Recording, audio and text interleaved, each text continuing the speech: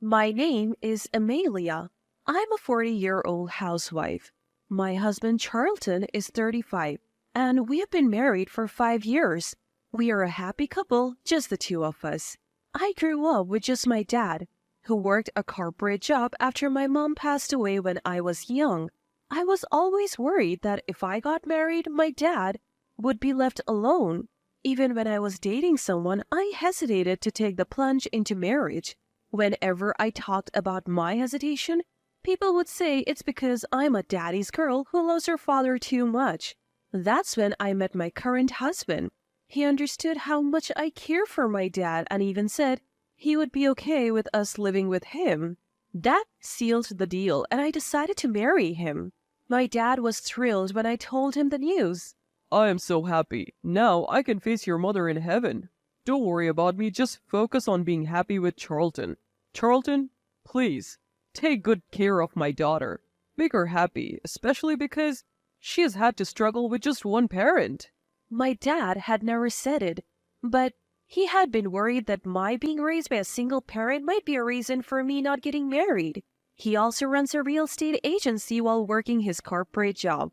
We received a new house as a wedding gift from my dad and lived happily. Then, 2 years ago, my dad retired at 65. After retiring, he seemed to lose his energy and seemed to age rapidly. So I started calling him every day and visiting him regularly to check on him. My husband's work schedule changed, leading to more overtime, so I started visiting my dad even more. One day, I couldn't reach my dad at the usual time, so I went to check on him. I found him collapsed in the bathroom. I called an ambulance immediately, but he never regained consciousness.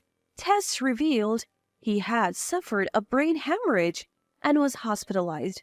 I visited him every day, but he never woke up and eventually passed away. I held back my tears as I said my final goodbyes and began arranging the funeral. The funeral was a small family affair, but some relatives showed up claiming they were promised inheritance. Thankfully, my dad had left a will in my name, so I inherited all his savings and properties.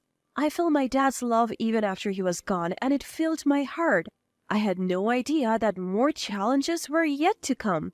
My husband's family is generally sensible, but there is one sister-in-law who's terrible with money. Hey, Amelia, you inherited from your dad, right? We're sisters now, even if it's by marriage. Help me out, I'm in trouble. She's been in debt and has been asking for money quite shamelessly. I've been turning her down, but it's getting stressful. Then one day I received an email. It was an invitation to a class reunion. As I was pondering whether to attend the class reunion, my husband Charlton spoke up. What's got you looking so serious? There's a class reunion coming up, but I'm not really in the mood, especially after Dad passed away. Maybe it will be a good change of pace. Your dad wouldn't want you to be down all the time. You're right. Encouraged by my husband, I decided to go to the reunion. When the day arrived, I was enjoying catching up with old friends. While I was alone getting a new drink, a classmate approached me. Amelia, long time no see. Sorry? Who are you? Ouch, don't recognize me, I'm Cody. I couldn't quite remember him, but he seemed to know me. Wanna catch up? Just then, one of my old friends called out, Amelia, where's that drink? Snapping back to reality, I said, sorry, my friends are waiting, and left. My friend quickly approached me looking concerned. Are you okay? Did that guy bother you? No, we were just talking. He said his name was Cody, but who is he? He's that unreliable playboy from the baseball team. Good looking and athletic, remember? Oh, right. He looks different now, so I didn't recognize him. Be careful, he's still a playboy. And he was eyeing you. Come on, I'm married. I'm not exactly young anymore. I laughed it off then, but Cody kept trying to engage me. I managed to avoid him until the end of the first part of the reunion, but then he cornered me. Why are you avoiding me, Amelia? It hurts. Are you maybe interested in me? Don't be ridiculous. Why so defensive? Just be honest. I'm married, you know. So, plenty of married people still play around. Plus, I have always liked you. How about we go for drinks? No, thank you. If you want to drink, go to the after party. I managed to shake him off and caught a taxi home. I thought that would be the last of Cody, but more trouble was waiting for me. The next day, while I was working at the cafe, where I have a part-time job, a familiar man walked in. As I approached with a glass of water, I realized it was Cody. What are you doing here? Just a coincidence. Lucky me, running into Amelia. Don't lie. Who told you? Relax. Let me place an order first. 1 blended coffee. Reluctantly, I took his order and made his coffee. Leave after you finish this. It says all limited refills during this time. I'll take my time. After Cody took his sweet time chatting and sipping 3 cups of coffee, he finally paid his bill. Just so you know, I'll be a regular here from now on, he said, ignoring the atmosphere. I couldn't exactly kick out a customer, so I found myself serving Cody every day. I tried talking to my manager, but without any real harm done, there was nothing they could do. I wanted to consult my husband, but he was swamped with work and rarely home. Then, on a day off from my part-time job, I returned from shopping to a shocking sight. Welcome back, Amelia. You're late. Cody was at my house. How did you find out where I live? Who knows? Maybe we're just fated to be together? Stop being creepy and leave. Why not ditch your workaholic husband and be with me? I'll treat you right. Cody tried to put his arm around me. A chill ran down my spine and I had had enough. I pushed him away. Days later, my sister-in-law visited while my husband was home. We need to talk, they both said, looking serious. You have been acting strange since the reunion. You're seeing another man, aren't you? What are you talking about? Don't play dumb. We have evidence. Sister-in-law flipped over the envelope she was holding. Out spilled a bunch of photos of me hanging out with a guy named Cody. Pictures from a recent reunion, some from my workplace, and even one where Cody had his arm around me in front of my house. The photos were cleverly taken to look like we were having secret meetings. If you only saw these, you would think I was cheating for sure. This is irrefutable evidence. We're getting a divorce and you owe me $50,000. Pay up all at once. My husband and sister-in-law were smirking. It was clear they were trying to frame me for cheating. I decided to play along. Fine, if you insist on a divorce, let's do it. Don't worry about the settlement or alimony. I'll handle it all properly. At my words, my husband and sister-in-law exchanged triumphant glances. But I had no intention of letting them off the hook. From here on out, I will push both of you into hell. Oh, by the way, the inheritance I got from my dad isn't part of the marital assets. What? My husband and sister-in-law were stunned. My husband was the first to come to his senses. Why not? Money earned after marriage is supposed to be split evenly. True, for money we have earned while married. But inheritance from my deceased parents isn't something we acquired together, so it's not part of the settlement. Didn't know that, did you? Too bad for you. What? How do I know all this? Cody told me everything. Turns out I had consulted the police the day Cody showed up at my house. Cody got scared after worrying for the police and spilled the beans the next day. I'm really sorry. My coworker just asked me to seduce Amelia, that's all. Cody deeply apologized and spilled everything he knew. Turns out Cody was a junior colleague of my sister-in-law at work. My sister-in-law had heard about a reunion from her husband and said, Cody, you went to school with my sister-in-law, right? Set a honey trap for her. If my brother and his wife divorce, we'll get some money from the settlement. I'll give you a cut if it works. Cody got manipulated by sister-in-law and started getting close to me, while they took photos to document it.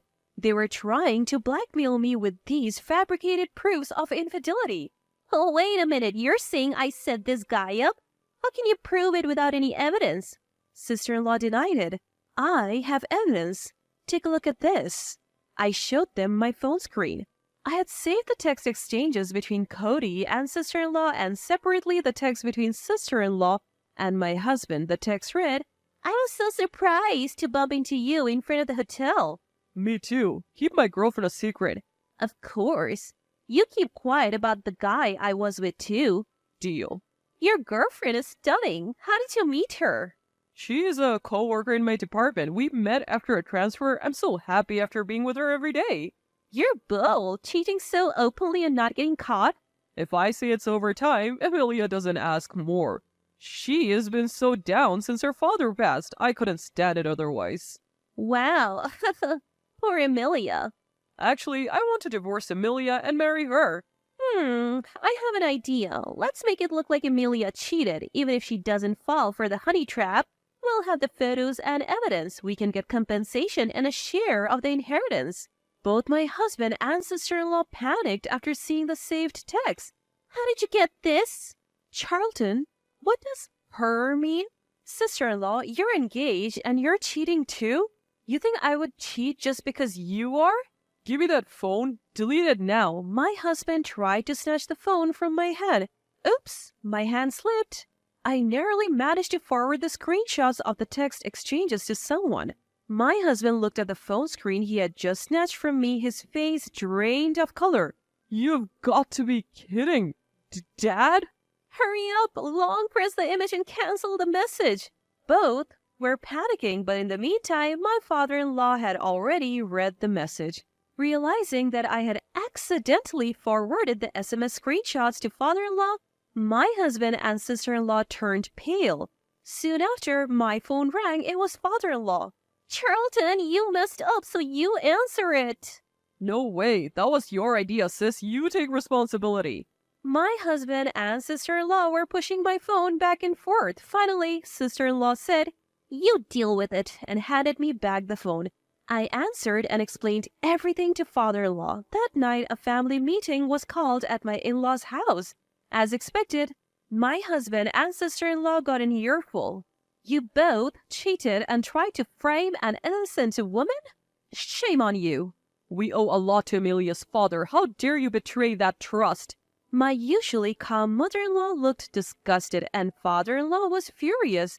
Turns out my dad and father-in-law had a long-standing business relationship and my dad had helped father-in-law in times of need. Father-in-law turned to me and bowed deeply. I'm so sorry for my foolish daughter and son. I don't know how to apologize. After that, I decided to seek compensation from sister-in-law, my husband, and Cody through a lawyer. Despite the pending divorce and compensation, my husband packed his bags and left, going off the grid. I had a private investigator look into it and found out he had run off to his mistress's house. I was dumbfounded. I sent documents demanding compensation for adultery to both their workplaces. As a result, my husband and his cheating partner were in a bad position within the company, and my husband was relegated to another department. This led to my husband being demoted and his mistress, who was part-time, getting fired. While investigating my husband, I also had sister-in-law's affairs looked into. Turns out, she had not one, but two lovers. I informed her fiancé and my in-laws and sent them the evidence. Naturally, sister-in-law's engagement was called off and she was also sued for compensation. Afterwards, my husband and sister-in-law turned to their parents for help, but they refused and cut ties. They never thought their plan to frame me for cheating would backfire like this. Thanks to my lawyer, the divorce went through smoothly. While I felt relief, I also realized I was now alone, especially since my dad had passed away. I thought I would be lonely, but thanks to my supportive friends and my former in-laws, who had been incredibly kind, I'm doing surprisingly well. Every now and then, my ex-husband reaches out. His messages are either about wanting to get back together, saying things like, "You're the only one for me," or asking for loans. I ignore them and send screenshots to father-in-law each time. My ex gets scolded by father-in-law again. Does he not have a learning function in his brain? Maybe he doesn't have a brain at all. Since then, Cody has stopped showing up at the cafe where I work. Now that I'm divorced and don't have to worry about anything, I have decided to work there as a full-time employee. Moving forward, I plan to manage the inheritance my dad left me while working harder than ever.